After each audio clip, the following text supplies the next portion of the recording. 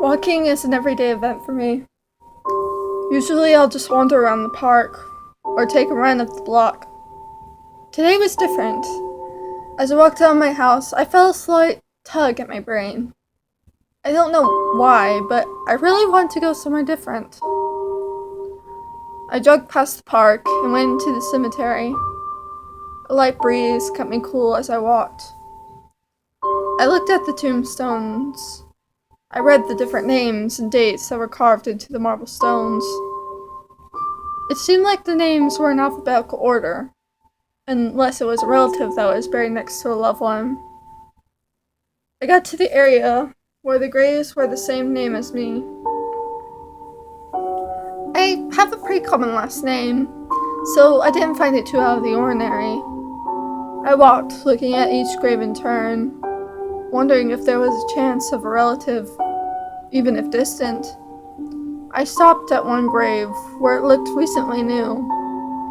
I knelt down to get a better look at the name and date. I quietly read aloud. Dad died yesterday. They were born the same day as me. I thought it cool to share a birthday with someone, even if they were deceased. They also had the same last name as me. Then I saw the first name. Not only did this person have the same last name and birthday as me, but they also had the same first name. I got a little creeped out, and I tried to convince myself it was just a coincidence. There was only one way to solve this matter. I reached into my pocket and pulled out my phone. Please pick up. Please pick up, I said aloud. My mother's voice spoke on the other end of the line.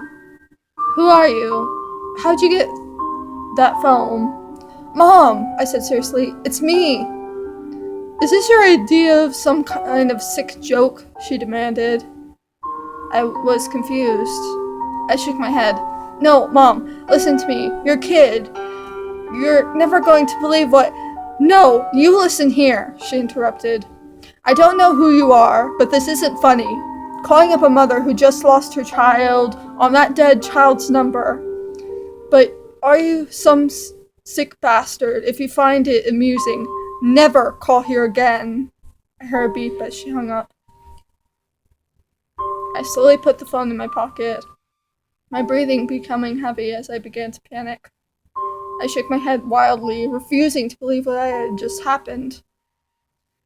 The ground was caving in below me. I was dragged down below the surface. I was forced to lay down. Everything was completely dark around me. When I finally stopped moving, something brushed against my arm. I could feel small, quick legs scurry over my arm. I couldn't move, trapped inside this coffin. More tiny legs ran across my arms and legs.